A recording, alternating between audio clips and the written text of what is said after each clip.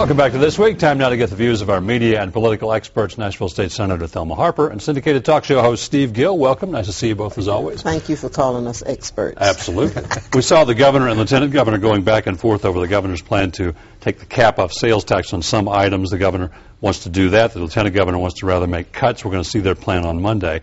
Let's talk a little bit about the plan, and is this really more an issue about the bigger issue facing you as the budget comes in? Everything's up for debate at this point. I think what you saw is exactly what you see in families when money is tight. You know, you have to look at where you're going to spend and where you're going to cut.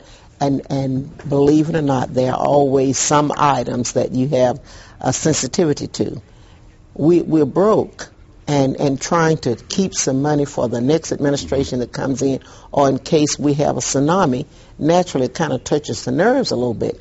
And it's going to be that way until we get finished. I think you're also seeing one guy that has to face the voters and another guy who doesn't have to face the voters. Right. And it's easier to be for tax increases if you don't have to answer the people in a few months. But you can't say that Burleson's for tax increases because he's been very careful, even when the stimulus, and I don't defend him because he's the governor, but even when the stimulus money came in, he saved some back for the next administration. And what you're seeing this time is him making an attempt not to spend all the reserves so that the next governor who comes in will have something to work on, the next administration.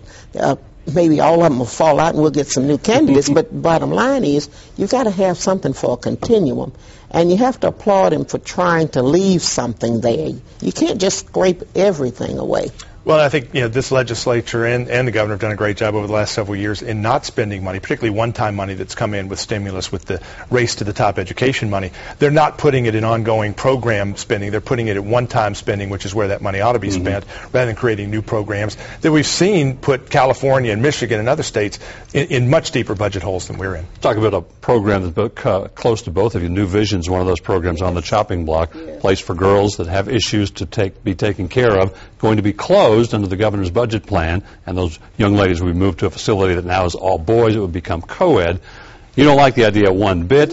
You think, too, maybe this is not the best way to do with these young women, that something needs to be looked at. Well, I think when you look at, when you divorce yourself from any prejudices that you may have, you've got to look at their lives. They've already had stumbling blocks in their lives, and this is where they are now.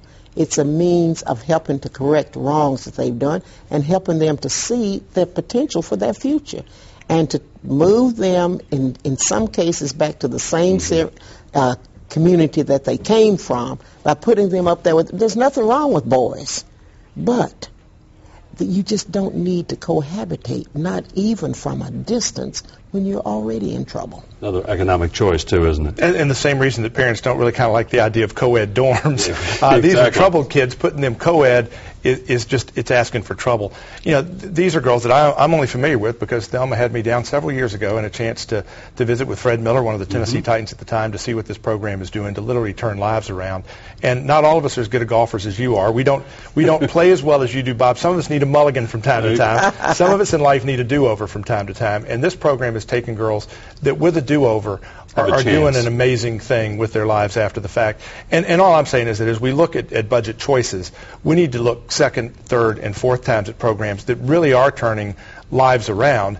And I think there is money. We've got this Tinvesco thing that I think is one of the worst boondoggle scams that nobody's ever heard of, where we're going to give $200 million to venture capital cronies of big business, with secrecy shrouding it, with backroom dealings being the order of the day. And if it's successful, Tennessee taxpayers get half of the profits when they're investing all our money. The Invesco group are going to be getting $250,000 apiece in annual fees. Their annual fees alone could keep New Vision alive, and we ought to look there first for the money. I'm not as well versed on that issue as you are, but I talked to a gentleman yesterday, and he said, Thelma, before we became involved, we were losing more than we're receiving now. This is at least 50-50. Before, it was something like 60-40, and we were not benefiting from the 60. And the budget process just really beginning. You're going to be looking at every item this year around, aren't you? Exactly. When you've got a $2.5 million program that's small enough that it's kind of slipped through in years past, but big enough in this budget where it's going to get some attention, that's why I think you've got to look at some of these big packages like a $200 million slush fund and figure there may be a better way to spend that money. Well, I think one of the things that you've seen some serious examinations even in these last days and even in this session. So there is a directed look, and there's a look at what's going on to determine where we're wasting money. And what you're finding is we're just not wasting money. It looks like a lot of it isn't waste, I think. I think we ought to be looking not just at waste, because we probably cut that out, but it's also, are we getting the biggest bang for our buck? I mean, if I can spend $1 here and turn that into a multiple, and I can spend $1 here and break even, we need to look at, are we getting a big bang for the taxpayer money? I think that's where we're having to look now, because if there's waste and fraud and abuse, we ferreted a lot of that out. Now we're down to, are we getting the biggest bang for our money? Well, it's like light bulbs. Charlie Curtis said we could go to Walmart's and buy a cheaper light bulb, but the question I ask is, will it last this long? Been sort of a turnaround with the English in the workplace bill. Yes. Looks like it is going to pass. Less opposition. In fact, some of the folks who opposed it last time say this version may actually be helpfful to immigrants as they go through the process of finding jobs. But you know what I think happened this time? They involved someone who was a part of that culture. What you can't arbitrarily do is go into an environment and you decide this is what they need. When you include someone in the immigration community, they can tell you how to massage it so that it benefits and doesn't appear to be prejudicial. So I think they've done a much better job, rather than just saying arbitrarily, this is what we're going to do and this is what's best for you. As we've seen in Nashville and in Washington, when you arbitrate legislation from on high, whether it's health care or English language, it doesn't work as well. Nice honor for Senator Howard Baker from World War II veterans this week. Senator served the state quite well, quite a statesman, a nice honor for him. You know, and it is a tribute not just to Howard Baker, as he pointed out, but to all those World War II veterans who are passing away in increasing numbers. The number is dwindling of those who actually served, and paying honor to those who remain is a tribute, not just to a guy like Howard Baker, who certainly deserves it, but all the others who served. But you know, Howard Baker came from a different culture. Howard Baker has always exhibited compassion. We don't see that much now. So that's one of the things that makes us proud of our statesmen. It's like Benjamin Hooks. He was a statesman.